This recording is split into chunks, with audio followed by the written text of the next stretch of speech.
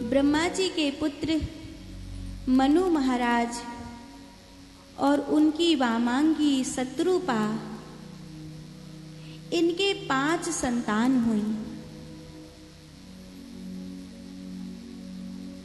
3 कन्या हैं जिनका नाम है आकुति, देहुति और प्रसूति। 2 पुत्र हैं जिनका नाम है प्रियव्रत और उत्तानपाद। एक गृहस्थ का गृहस्थ होना सार्थक हो जाता है तब जब उसकी संतान को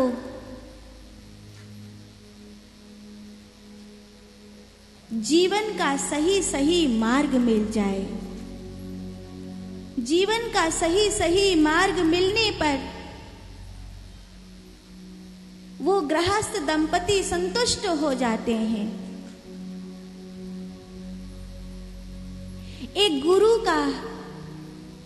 गुरु होना उस समय सार्थक हो जाता है जब शिष्य भगवत तत्व को प्राप्त कर लेता है। वेद कहते हैं कि अगर कोई ब्रह्म ज्ञानी गुरु का शिष्य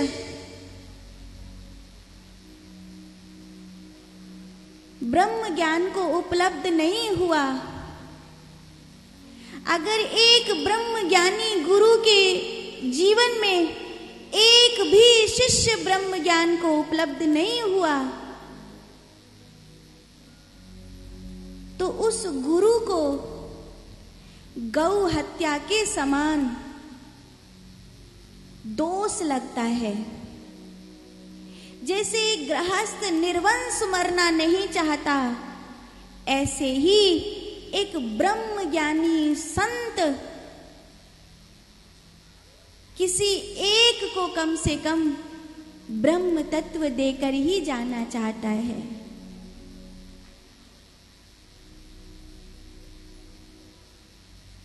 मेरी आंखों के सामने एक फूल तो खिले, अगर एक फूल भी नहीं खिलता तो उस गुरु को वैसी ही पीड़ा होती है जैसी एक निर्वंशी दंपति को पीड़ा होती है।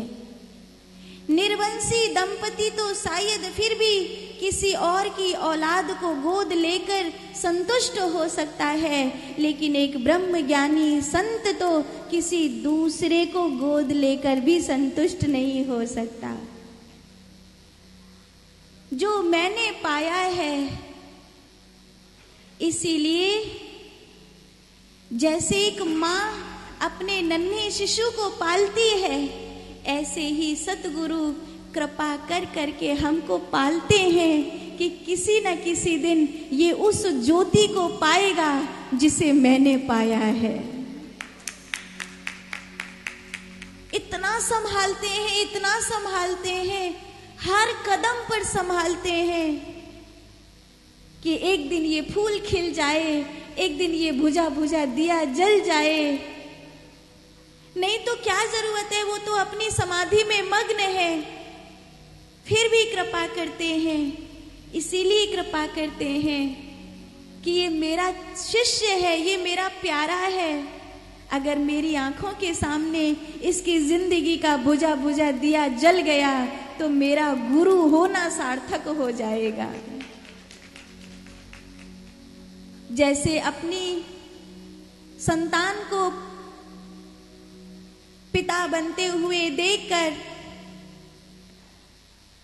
एक कितनी खुशी होती है कि मेरा बेटा बाप बन गया, मेरा बेटा बाप बन गया, कितनी खुशी होती है। तो गुरु को खुशी होती है, मेरा शिष्य गुरुता को पा गया, गुरु तत्व को पा गया। वो स्थिति सुखदेव भगवान कहते हैं, परीक्षित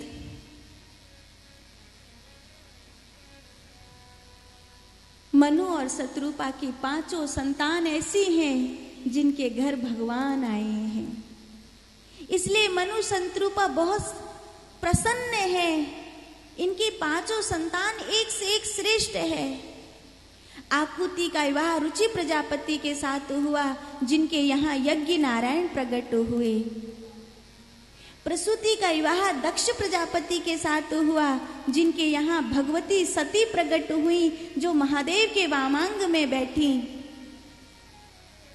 प्रियव्रत और उत्तानपाद दोनों ही एक से एक श्रेष्ठ पुत्र हैं। प्रियव्रत तो वो हैं जिन्होंने धरती के चारों बगल 7 समुद्रों का निर्माण किया, और उत्तानपाद जिनके यहाँ भक्त ध्रुव प्रकट हुए। इनकी एक कन्या देहूति, वो तो इन पांचों में सबसे अलग है। बचपन से एक साध्वी की तरह रहती है। सबको लगता था कि ये बड़ी सीधी सादी है, इसका क्या होगा बेचारी का, इसकी गुजर कैसे होगी। लेकिन वो देहूति जो पांचों बहन भाई में सबसे लगती थी कि इसको जिंदगी भर देखना पड़ेगा, लेकिन उस देहूति के घर साक्षात नारायण पधारे। देहूति का विवाह कर्दम ऋषि के साथ हुआ। कर्दम ऋषि जिन्होंने भगवान से वरदान मांगा है, आप मेरे घर पुत्र बनकर आना। इतनी तपस्या करी है कर्दम ऋषि ने, इतनी तपस्या करी है कि भगवान उनकी तपस्या को देखकर आंखों में आंसू भर ले आए, और भगवान की आंख की आंसू से जो एक बूंद गिरी, आज भी उस जगह को बिंदु सरोवर के नाम से जाना जाता है। कभी आप गुजरात में गए होंगे तो वहां आपने बिंदु सरोवर का दर्शन किया होगा। हमारे ब्रज में गोवर्धन में कुसुम सरोवर है, हमारे वृंदावन में राधा रानी का मान सरोवर है, कैलाश पर महादेव का वो भी मान सरोवर है। भारत के ठीक पश्चिमी छोर पर एक नारायण सरोवर है, जहां नारद जी निवास करते हैं। आज भी भारत के ठीक पश्चिम में नारायण सरोवर पर बहुत से संत विराजमान होते हैं। इस प्रकार ये 2 मान सरोवर, कुसुम सरोवर, बिंदु सरोवर और नारायण सरोवर, कर्दम ऋषि को भगवान ने कहा कि मैं आऊंगा। कर्दम ऋषि निश्चिंत हो गए। जब देहूति के साथ कर्दम ऋषि का विवाह हुआ, भगवान आएंगे इस प्रसन्नता में ध्यान करने बैठे, और ध्यान करने बैठे तो बैठे ही रह गए। ऐसे बैठे रह गए कि 40 वर्ष बीत गए। 40 वर्ष बाद आंख खुली तो एक बुढ़िया अम्मा बैठी थी। तो कर्दम ऋषि ने सोची, चारों ओर जंगल ही जंगल है, ये बुढ़िया अम्मा क्या कर रही है। माई तुम कौन हो और यहाँ क्यों कर विराजमान हो। देहूति ने सोचा ये तो गजब हो गया, भगवान तो ब्याह करके भूल गए और मुझको माई कह करके बुलाते हैं। देहूति कहती है, स्वामी एक राजा रानी आए थे, उन्होंने अपनी कन्या आपके चरणों में समर्पित कर दी थी। अहो अब याद आया कि हमारा तो ब्याह हो चुका है, भगवान हमारे घर आने वाले हैं। कर्दम ऋषि तो भूल ही गए थे, भगवान के स्वरूप में, भगवान के ध्यान में कुछ इस तरह बैठ गए कि याद ही नहीं रहा। फिर कर्दम ऋषि ने अपनी वामांगी देहूति के लिए एक सुंदर घर का निर्माण किया। भगवान आएंगे, भगवान आएंगे, सब कुछ अच्छे से अच्छा किया, लेकिन भगवान नहीं आए। देखते देखते कर्दम ऋषि के दाम्पत्य में 9 कन्याओं ने जन्म लिया, जिनमें सबसे बड़ी हुई कला, जो मरीचि ऋषि को ब्याही गई। अरुंधति जो वशिष्ठ मुनि के वामांग में बैठी। महासती अनुसुईया अत्रि मुनि की भार्या कहलाई।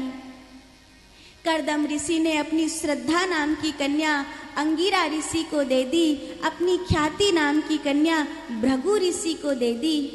इन्होंने अपनी हवीरभु नाम की कन्या पुलस्त्य ऋषि को दे दी और गति नाम की कन्या पुलह ऋषि को दे दी। क्रिया नाम की कन्या कृत ऋषि को देने के बाद अपनी सबसे छोटी कन्या शांति अथर्व नाम के ऋषि को दे दी। इस प्रकार अपनी 9 कन्याओं का कन्यादान करके कर्दम ऋषि निराश हो गए कि अब मेरे घर भगवान नहीं आएंगे। अब कुछ भी ऐसा नहीं है, शायद मेरा भाग्य सो गया, मुझसे कोई भूल हो गई, भगवान मेरे घर नहीं आएंगे। तब भगवती देहूति ने कहा, आपका कोई दोष नहीं, मैं ही अभागन हूँ जो भगवान नहीं आए। देहूति और कर्दम ऋषि ने अपना वह घर त्याग दिया जिसमें सभी सुविधाएं विद्यमान थीं और वह जंगल की पर्णकुटी में वास करने लगे और इंतजार करते हैं भगवान आएंगे, भगवान आएंगे, भगवान आएंगे।